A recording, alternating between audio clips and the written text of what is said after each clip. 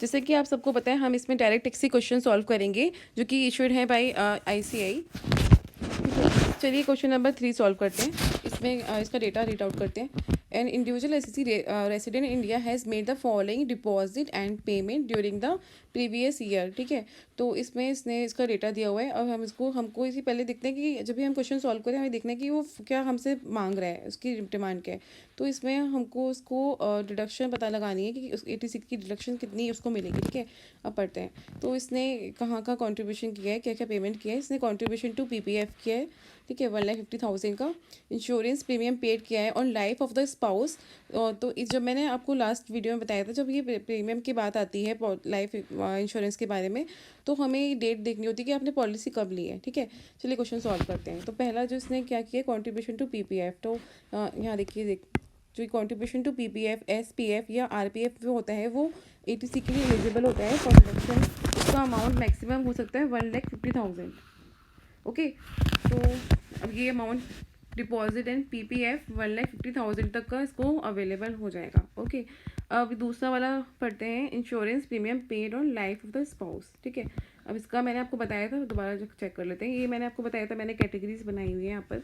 Category 1, category 2, ठीक है, category 3 and category 4। ठीक है, तो इस वाले पॉइंट को सॉल्व करने के लिए हमें हमेशा ये देखना है कि पॉलिसी उसने कब ली है। ठीक है, जैसे लाइक यहाँ पे उसने पॉलिसी जो ली है 1 अप्रैल 2016 में ली है। ओके, तो हमें देखना है हमारा जो ये कहाँ फॉल कर रहा है। तो पॉलिसी उसने आफ्टर 1 अप्रैल 2016 ली है, तो ये कैटेगरी 4 में फॉल कर रहा है। ओके, अब हमें इसमें ये भी चीज़ देखनी है कि पॉलिसी जो है, इसमें भी दो कंडीशन है कि उसने पॉलिसी जो ली है वो किसके लिए लिए। ओके, पहले अगर पहला पॉइंट तो ये होता है कि आपने इंश्योरेंस लिया है और life of the person with disability और सिवियर डिसेबिलिटी। ठीक है, जो कि सेक्शन 80 में आती है। ओके, अदरवाइज पॉलिसी ली है तो आपके लिए ये हो जाएगा।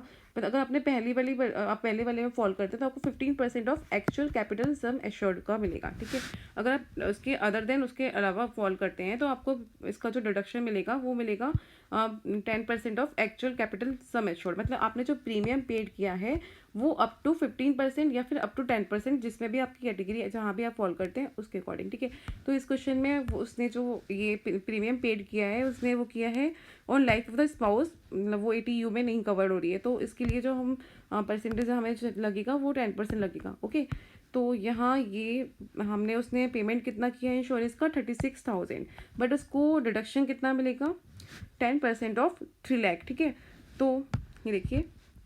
ओके, तो ये टोटल अमाउंट हो गया 1,80,000, बट 80C के अकॉर्डिंग सेक्शन क्या बोलता है कि हमको जो अमाउंट एलिजिबल होगा, परमिसिबल हमारी डिडक्शन होगी वो होगी 1,50,000 तक। ओवरऑल हमको डिडक्शन मिलेगी 1,50,000 तक। ये मैं आपको यहाँ दिखा भी सकती हूँ, देखिए।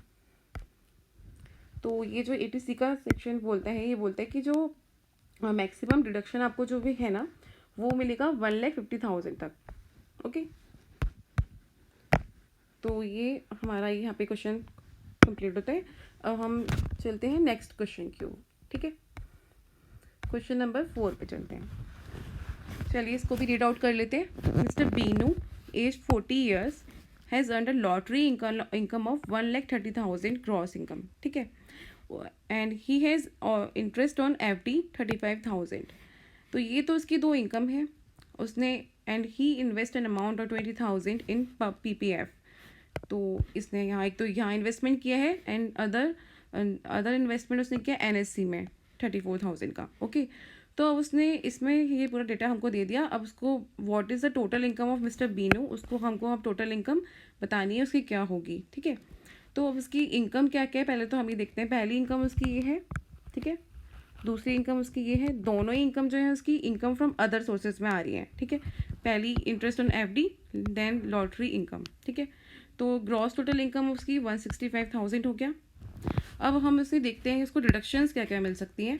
तो फर्स्ट उसको डिडक्शन मिल सकती है, उसने पहले कहाँ इन्वेस्टमेंट किया है 20,000 PPF। तो मैंने पहले आपको दिखाया था PPF का डिडक्शन 80C के लिए एलिजिबल होता है। ठीक है, तो उसको 20,000 का डिडक्शन यहाँ मिल जाएगा। ठीक है, एंड दूसरा वाला उसने कहाँ किया है, उसने इन्वेस्ट किया है 34,000 इन NSC सर्टिफिकेट। ठीक है, इसको देखिए यहाँ रीड आउट कर सकते हैं।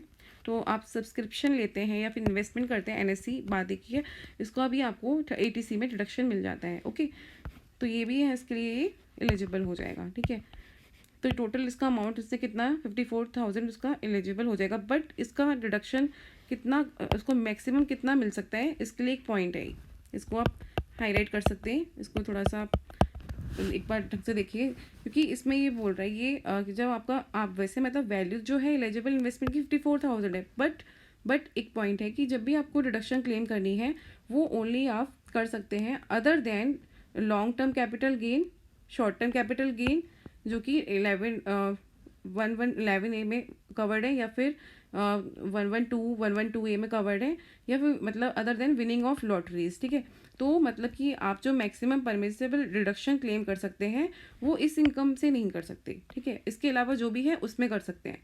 तो आप कितना कर सकते हैं, 35,000 के अगेंस्ट में आप कितना भी चाहें डिडक्शन क्लेम कर सकते हैं। तो फिर मतलब आपकी जो डिडक्शन मिलेगी आपको ओनली 35,000 तक ही मिलेगी। ओके।